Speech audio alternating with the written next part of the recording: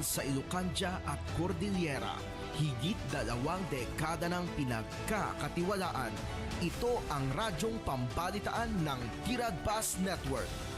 DZTP, Radyo Tiradpas. Broadcast Studios, Atlanta Center, Manila.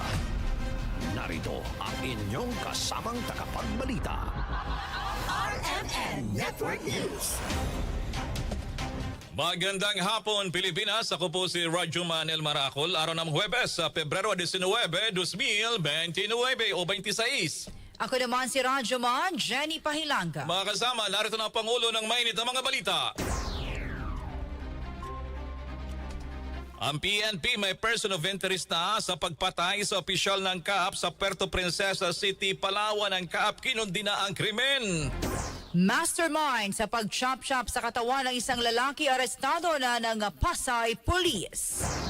Pangulong Bongbong Marcos bibisita sa Naga City, Camarines Sur sa Sabado at makikipagpulong kay Mayor Leni Robredo para sa Oplan kontra baha. At totoo po, nabibisita po siya at makakasama niya po ang Mayor Leni Robredo ng Naga City sa February 21. Girl Power o tandem ni na Vice President Sara Duterte at Senador Amy Marcos sa 2028 malabong mangyari ayon kay Attorney Salvador Panelo. Hindi ako mangyayari yan. Marcos Duterte, nagka-leche-leche na nga. Tapos bibigyan mo naman ng Duterte Marcos, babalik ta rin mo. Di ganun din yun. Ika-4 na impeachment complaint laban kay Vice President Sara Duterte na ipadala na sa tanggapan ng House Speaker. 2,000 guro sa Pampanga at Bulacan na promote sa iba't ibang posisyon sa ilalim ng Expanded Career Progression System ng Administrasyon. RMN Network News. RMN Flash Report. Mga kasama, sa detalye ng ating mga balita, unahan natin ang Flash of Report mula po naman kay Radyoman Mike Guyagoy. Mike? RMN Live Report. Radyoman Almaran, Radyoman Jen, nagkakaroon ngayon ng explosive eruption na pagsabog itong bulkan Canlaon sa Negros Island. Kasalukuyan itong nagbubuga ng makapal at maitim na usok o ash plume. Ito'y naamon ito ng PhilVox bandang alas 4:42 ngayong hapon. Patuloy naman na binabantayan ng PhilVox sa aktibidad ng Canlaon at inabisuhan na ang ilang mga lokal na pamahalaan na maapektuhan ng naturang aktibidad ng bulkan. Kasalukuyang nasa alert level 2 ang Bulkan Canlaon at pinapayuhan ng PhilVox ang lahat na manatiling kalmado, sundin ng mga lokal na otoridad, partikular na sa Canlaon City at makinig lamang sa mga opisyal na advisory. Ating flash report, ako si Radyoman Mike Guyagoy, Tatak, RMN. RMN Network News. PNP may person of interest na sa pamamaril at pagpatay sa isang opisyal ng CAAP sa Palawan. Detalye ng balitang yan mula kay Radyoman Marcelo Raro ng RMN Mindoro Province. RMN Live Report. Meron ng lumalabas na person of interest sa pagpatay kay Joanna Johnson Infante, dating acting manager ng Puerto Princesa International Airport sa lalawigan ng Palawan. Base sa mga video at larawan na mula sa mga kaibigan ng biktima, may kahina-hinalang personalidad ang sumusunod kay Infante nitong mga nagdaang araw kasabay ng natatanggap nitong death threats. Tinukoy pa ng biktima sa kanyang video ang plate number na 124 VNI na siyang sinasakyan ng taong sumusunod sa kanya kahit saan siya magpunta. Sa kasalukuyan umano, na-verify na ng LTO ang mapagkakakilanlan, subalit hindi pa ito inilalabas ng pulisya. Nauna rito, mayroon umanong natuklasang anomalya ang biktima sa mga proyekto sa Puerto Princesa International Airport at isa na rito ang pinturang ginamit sa runway na isang ordinaryong pintura lamang. Ayon pa sa impormasyon na isasampa na sana ng biktima ang mga anomalyang natuklasan, subalit hindi na ito nagawa dahil nitong February 18 ay binaril ito ng close range habang papunta sa San Pedro Parish Church para dumalo sa Ash Wednesday Mass. Samantala, mariing kinundi na ng Civil Aviation Authority of the Philippines ang nangyari at iginiit na hindi lamang ito anya isang lokal na insidente, kundi usaping may epekto sa buong sektor ng aviation. Kasama mo sa Arimen, Mindoro Province, Radyoman Marcelo Raro, Tatak, Arimen. RMN Network News. Samantala naman mga kasama, Taiwanese national na mastermind sa drum murder case arestado ng Pasay Police. Ang detalye mula kay Radyoman Joyce Adra. Joyce? RMN Live Report. Kinupirma ng Southern Police District na naaresto na ng Pasay Police ang mastermind sa brutal na drum murder case.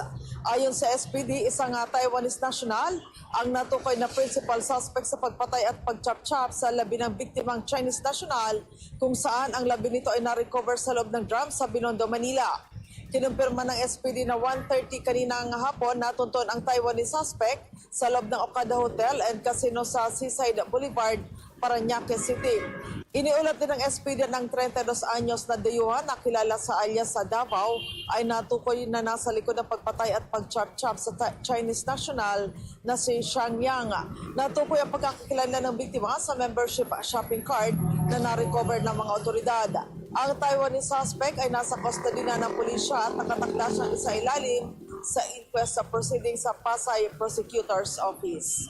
Kasama mo sa DCXL Manila, Radyoman Joyce Collantes, Adra, Tatak, RMN.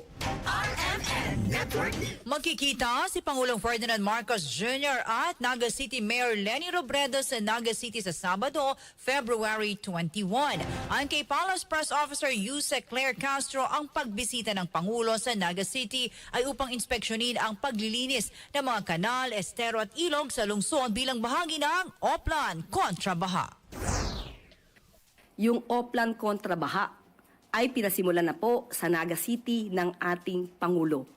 Busy po ngayon ang kawani ng DPWH para linisin ang mga kanal, ang estero at ang ilog sa Naga City. Yan po ang bibisitahin ng ating Pangulo at totoo po, nabibisita po siya at makakasama niya po ang Mayor Leni Robredo ng Naga City sa February 21. Sa usapin naman ng posibleng alyansa para sa 2028 election, nilinaw ng palasyo na wala pang napag-uusapan at masyado pang maaga para talakayin ang politika dahil marami pang dapat pagtuunan ng pansin. Dagdag pa ni Castro, maaaring may iba pang mapag-usapan sa naturang pagbisita, ngunit abangan na lamang anya ang mga susunod na anunsyo. Nang abangan nyo. Yun lang po ang ating yun lang po ang binigay na impormasyon dahil nga po ang pinasisimulan nga po ng Pangulo itong Oplan kontra Baha at isa sa mga lugar na kanyang pinatutukan ay ang Naga City. So, yun lamang po. Kung ano pang pag-uusapan nila, abangan na lang po natin. Si Palace Press Officer Yusek Claire Castro. RMN Network News. Sa kaugnay pa ring balita mga kasama, naniniwala naman si dating Chief Presidential Legal Counsel Attorney Salvador Panelo na may halong politika magiging pakikita ng Pangulong Bongbong Marcos at Naga City Mayor Leni Robredo sa darating na Sabado. Ay kay Panelo, nakatakdang pagbisita ni Marcos kay Robredo na nakalaban ito sa pagka-presidente noong halalan 2022 ay hindi na katakataka. Dahil posible niya magplano ng mga ito na magsama-sama para labanan naman si Vice President Sara Duterte sa eleksyon sa darating na taong 2028. Gayunman kumpiyansa si Panelo na hindi niya mananalo ang mga ito. Lahat yan, tama lahat yan sa politika. Whether, kasi sa ngayon, ang alam nila, ang pinakamalakas na kandidato sa Panguluhan ay si Inday Sara. Kahit na sinong ilaban nila dyan, mag-administrasyon, talo. Magkaliwa, talo. Magdilaw, talo. Iniisip nila ngayon, magsama-sama sila. Gaya ng ginawa nilang paninira si Inday Sara, talaga naman nagsama-sama na sila. So hindi katakataga kung ang pagpunta niya sa Naga at pagpunta niya kay Leni ay kasama sa politika. Mga kasama, yan si dating Chief Presidential Legal Counsel Attorney Salvador Panelo sa interview ng DZXL RMN Manila. Una nang sinabi ng Malacanang na ang pagbisita ng Pangulo sa Naga City ay upang inspeksyonin ang mga flood control projects sa ilalim ng Oplan kontra Baha. RMN Network News. Pinabulaanan ni Palace Press Officer Yusek Claire Castro na may kinalaman sa politika ang pagsusuot niya ng kulay pink sa isinagawang press briefing sa Malacanang ngayong araw. Ang pahayag ay kasunod ng tanong kung may kaugnayan ba ito sa kumakalat na ulat na nililigawan ng administrasyon si Naga City Mayor Leni Robredo para sa 2028 elections. Makikitang nakasuot si Castro ng pink na Filipiniana na may rosas na disenyo na kulay at simbolo sa kampanya ni Robredo noong halalan 2022. Pero ayon kay Castro, wala pa sa agenda ng Pangulo ang pamumulitika o paghahanap ng mga kandidato para sa 2028 dahil mas nakatutok anya ang pamahalaan sa kasalukuyang mga programa at trabaho. Ikaw naman, nagsuot lang ako ng pink pero naagad mali siya. Wala po. Ang kulay na sinuot ko ngayon ay wala pong kaugnayan sa anumang politika. Wala pong anumang update kung nililigawan ng sino man dahil ang sabi nga po natin kahapon pa ay wala pa po sa isipan ng Pangulo at ng administrasyon na ito ang patungkol sa pamumulitika o humanap ng sino mang kandidato para sa 2028. Darating po ang panahon na yan. Sa ngayon po, ang tutok po ng Pangulo ay trabaho. Ayan po, ayusin ang mga issue patungkol sa baha at ang pag-angat po ng ekonomiya ng bansa. Si Palace Press Officer Yusek Claire Castro. RMN Network News. Issue pa rin sa politika mga kasama. Hindi naman suportado ng isang kilalang aliado ng mga Duterte ang tambalang girl power o Sara Duterte at Amy Marcos para sa taong 2028. Sa panayam ng DZXL in Manila, sinabi ni dating Chief Presidential Legal Counsel Attorney Salvador Panelo na hindi mangyayari ang tambalang Sara Amy. Ayon kay Panelo, pawang kasinungalingan lang ang mga naging pahayag ni Senator Amy Marcos sa posibleng tambalan nila sa taong 2028. Hindi ho mangyayari yan. Yan si Amy Marcos, napakabalat kayo niyan. Sapagkat, tinan yung mga pahayag niya, kesyo daw siya forever na kaibigan, sunod-sunuran lang daw siya. Talagang kaibigan niya raw, kay gumapang, kay hindi. Napakasinungaling. Sinungaling na, balat kayo pa. Wala pang utang na loob. Sa sobrang pagsisip-sip niya, kinakalimutan niya, akala niya siguro, mabubola niya ang mga tao. Eh nung panahon na kailangan siya ni Inday Sara, nung siya ay nasa Villamor na hindi siya pinapapasok, yang si Amy Marcos, tumahimik yan. Samantalang sabi niya, palagi kong ano yan, sinusuportahan. Pero wala siya. Marcos Duterte, nagka-leche-leche na nga. Tapos bibigyan mo naman ng Duterte Marcos, babalik rin mo. Di ganun din yun. Kumpiyansa pa si Attorney Panelo na sure win na may tuturing si VP Sara Duterte sa 2028. Ayon pa sa kanya, walang ibang malakas na kandidato para sa pagka-presidente kundi si VP Sara. Nang tanungin naman kung sino ang karapat-dapat na maging vice ni Sara, ang kanyang sagot. Dalawa lang ang pwede dyan sa ngayon. Si Robin Padilla o kung ayaw niya, si Bongo. Si Bongo, kung ayaw naman ni Bongo, si Robin Padilla. Yun ang pinakamalakas. Siguradong panalo yun. Game over. Dalawang bagay lang ang pwedeng hindi manalo yan kasi hindi magkakandidato. Number one, kasi i-disqualify kung anong mangyari kung may conviction. O kaya naman, papatayin nila. Hindi naman mangyayari yung dalawang yun. Mga kasama, yan pa rin si dating Chief Presidential Legal Counsel Attorney Salvador Panelo sa panayam ng DZXL RMN Manila. RMN Network News. Palasyo, pinansagang team itim ang Sara Amy tandem. Detalye ng balitang yan mula kay Rajaman Chanel Salazar. RMN Live Report. Tinawag ni Palace Press Officer Undersecretary Claire Castro na Team Itim ang isinusulong na tambalan ni Vice President Sara Duterte at Senador Amy Marcos para sa 2028 elections. Ayon kay Castro, dati nang naiuugnay ang bansag sa dalawa matapos ang endorsements video noong senatorial elections kung saan sinuportahan ni Duterte si Marcos. Gayunpaman, nilinaw ng palasyo na wala pang opisyal na pahayag si Pangulong Ferdinand Marcos Jr. hinggil sa usapin kahit magkapat sila ni Senador Amy. Sila din po ang dating tinawag na Team Itim. So ngayon po wala pong maaaring tugon at hindi pa po tumutugon o nagre-react ang Pangulo patungkol po dyan. Tatanong naman kung ano ang posibleng motibo ni VP Sara sa maaga nitong pag-anunsyo sa presidential bid, sinabi ni Castro na ang vice-presidente mismo ang dapat tanungin. Sa kanya na lang po nyo. Kung ano man ang kanyang masamang motibo, ang kanyang magandang motibo dito, hindi ko po masasabi. Hindi rin nagkomento ang Castro sa umunoy Leni Risa tandem bilang katapat ng Sara Aini. Git ni Castro na nanatiling nakatutok ang administrasyon sa trabaho at hindi pa pumapasok sa usapin ng mga political alignment para sa 2028 elections. Kasama mo sa DZXL RMN Manila, Radyoman Chanel Salazar, Tatak RMN. RMN Network News. Sa ibang balita mga kasama, naipadala na sa tanggapan ni House Speaker Faustino Bujidi III ang ikaapat na impeachment complaint laban naman kay Vice President Sara Duterte. Ang reklamo inihain kagabi sa tanggapan ni House Secretary General Cheloy Garafil ni Atty. Nathaniel Cabrera na inendorso ni na House Committee on Human Rights Chairman Manila Representative Benny Abante Jr. at House Deputy Speaker La Union Representative Paulo Ortega.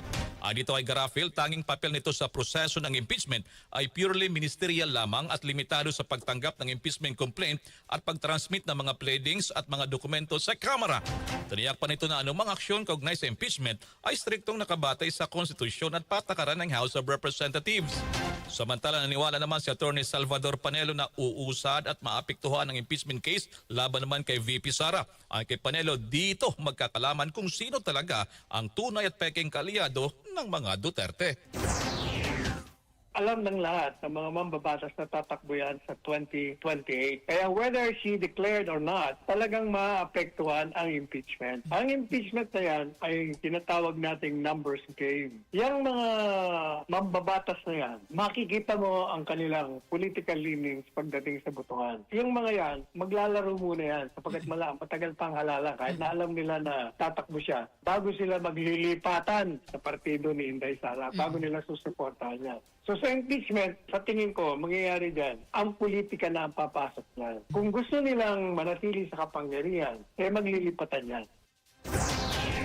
Mga kasama, yan pa rin si dating Chief Presidential Legal Counsel Atty. Salvador Panelo sa panayam ng DZXL RMN Manila. RMN Network News. Kampo ni Vice President Sara Duterte hindi natinag sa ikaapat na impeachment complaint laban sa pangalawang Pangulo. Detalye ng balitang yan mula kay Radyoman Joyce Adra. RMN Live Report. Hindi natinag ang kampo ni Vice President Sara Duterte sa ikaapat na impeachment complaint na inihain sa Kamara laban sa pangalawang Pangulo. Ayon kay Attorney Michael Poa ng defense team, walang bago sa mga aligasyon na nakapaloob sa complaint laban kay VP Sara.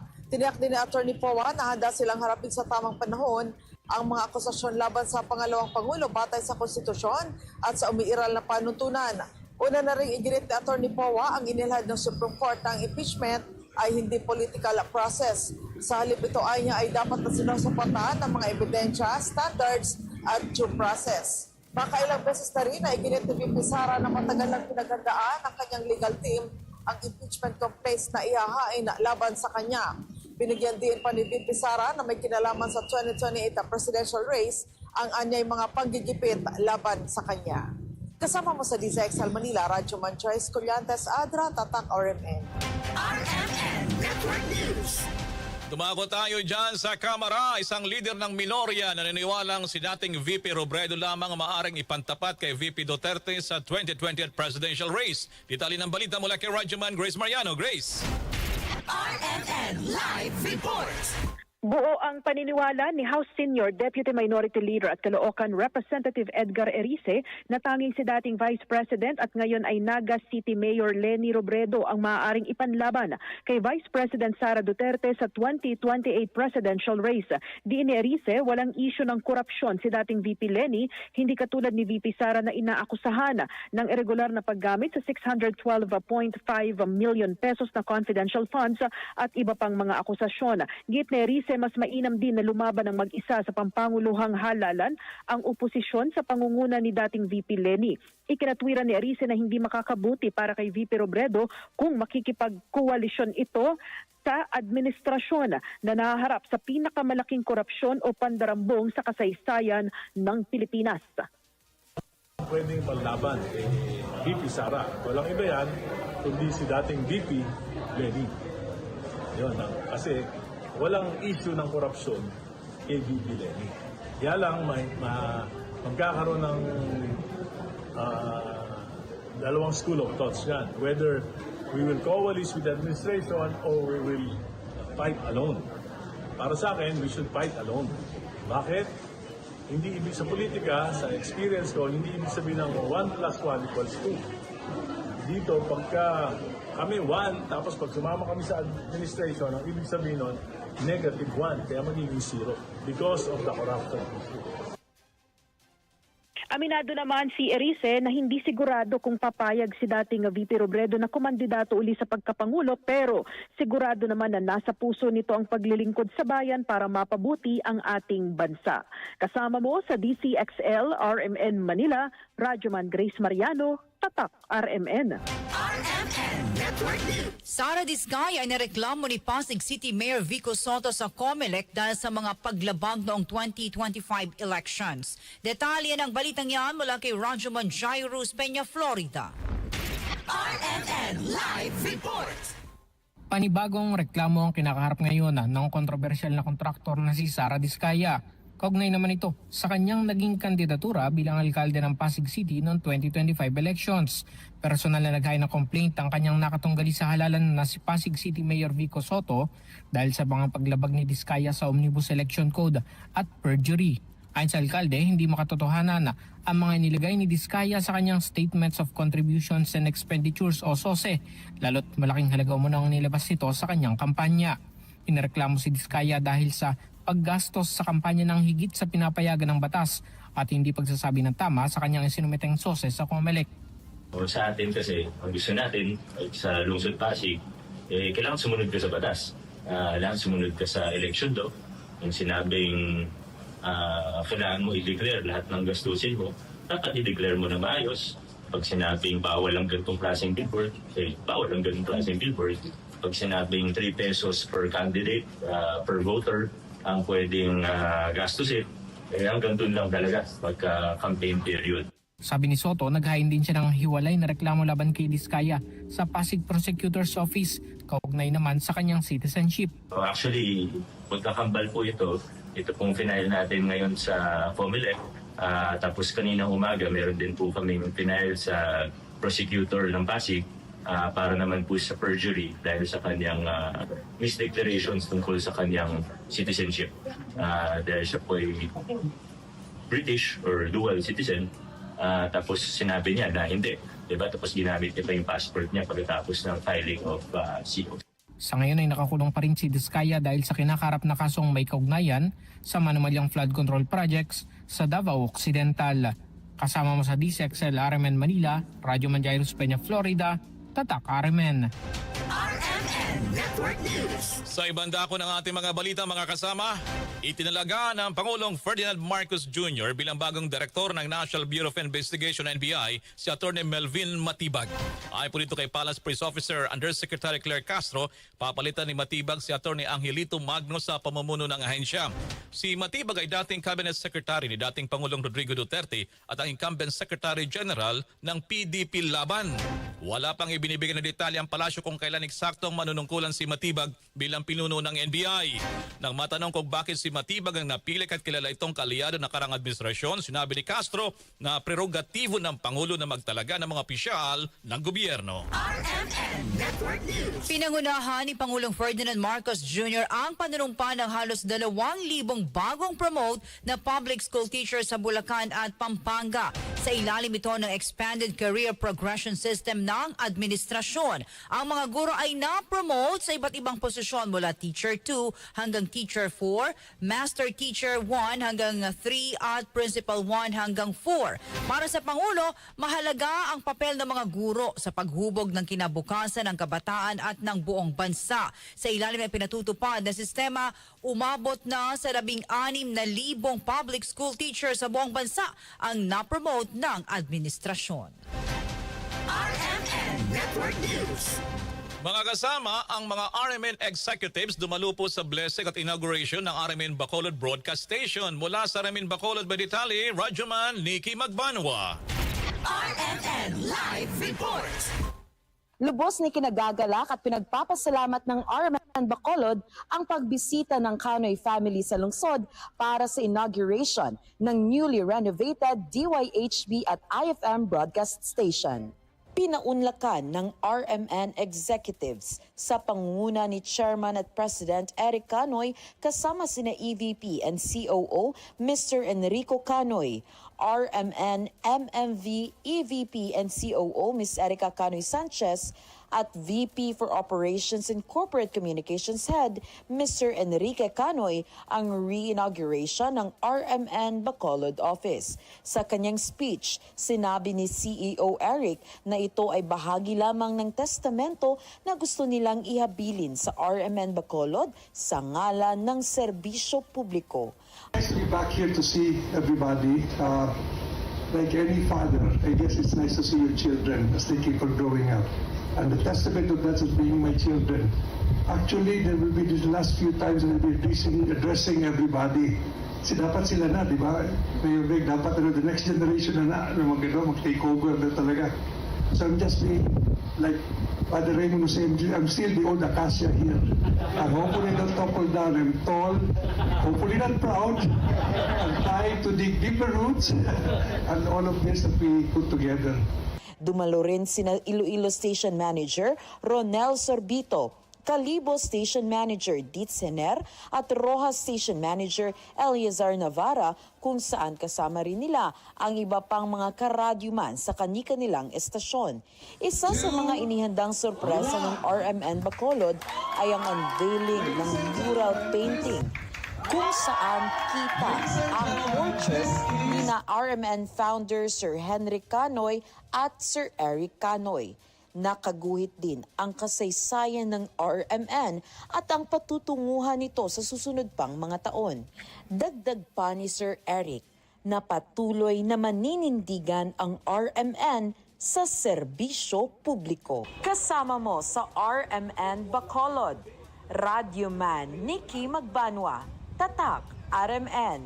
RMN Network News. Kapayapaan at pagmamahal kabilang sa dasal ng mga Cebuanong Muslim nitong buwan ng Ramadan. Detalye ng balitang yan mula kay Rajuman Ken Galinea ng RMN Cebu. RMN Live Report. Maagang nagtitipon ang ating mga kapatid na Muslims kaninang umaga sa Masjid Al-Khairia Mosque sa Barangay Mambaling sa Cebu City sa unang araw ng Holy Month of Ramadan. Ito yung upang mag-alay ng mga panalangin, gumawa ng mga pagninilay, pagpapasalamat at pagbabasa ng Quran upang mapagtibay pa ang kanilang relasyon kay Allah. Ayon sa administrator ng Al-Khairia Mosque na si Imam Elmi Abimor, ngayong Ramadan ay bubuksan nila ito ng 24 oras para sa kanilang mga kapatid na Muslim na gustong bumisita at magdasal at gagawa ng mga sakripisyo. Ngayong buwan ng Ramadan, kabilang sa kanilang mga panalangin ay ang kapayapaan, pagkakaisa at pagmamahalan sa lahat ng mga Muslim at Kristiyanos. Dagdag pa ni Abimor na kabilang sa kanilang ipinagdarasal na malampasan ang mga pagsubok na kinakaharap ngayon ng bansa at mailayo sa mga malalaking sakuna matapos makaranas ang Cebu ng malalaki at mapaminsalang mga kalaminadong nagdaang taon. Samantala, nagpahayag naman ang kanilang pakikiisa ang ilang mga leader sa Cebu kagaya ni Cebu Governor Pamela Baricuatro at Cebu City Mayor Nestor Archival sa mga kapatid na Muslim sa panahon ngayon ng Ramadan. Kasama mo sa DYHP, RMN Cebu, Radio Mancan Galinea, Tatak, RMN. Balita tayo sa ibayong dagat, sinintensyahan ng habang buhay na pagkakakulong si dating South Korean President Yoon Suk Yeol. Ito'y matapos matulang guilty sa pamumuno ng insurrection o hibagsikan sa kasagsagan ng martial law na idineklara nito. Sabi ni Presiding Judge G. Gueon, layo ng dating Pangulo na magdeklara ng martial law para maparelisa ang National Assembly at sinubukan pang arestuhin ang mga kalaban sa politika. Bukod sa former South Korean leader, guilty rin si former Defense Minister Kim Yong-hyun sa pamumuno ng insurrection at sinentensya ng 30 taon na pagkakakulong. December 3, 2024, nang dineklara ni Yoon ang martial law pasado alas 10 ng gabi at agad itong tinapos ang National Assembly matapos ang higit 6 na oras. RMN Entertainment News.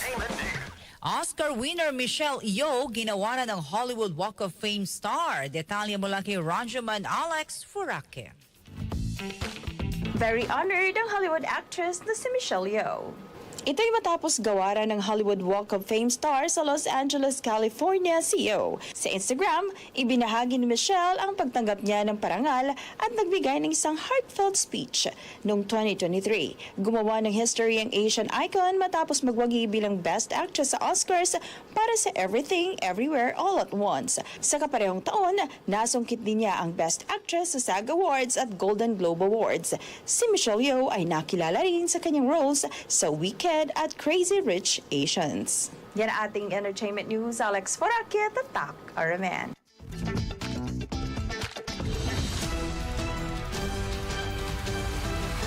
RMN Network News. Mga kasama, sumay niyo po ng unang mga balit. Ito pa rin si Radyo Manel Maracol. At Radyoman Jenny Pahilanga. Mula po sa RMN Broadcast Studios sa Atlanta Center, Manila, sa mga taga Negros, maayong gabi!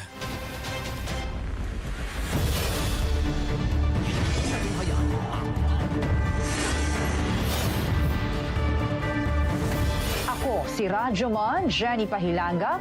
Magbabalik ang RMN Network News bukas, alas 7 ng umaga.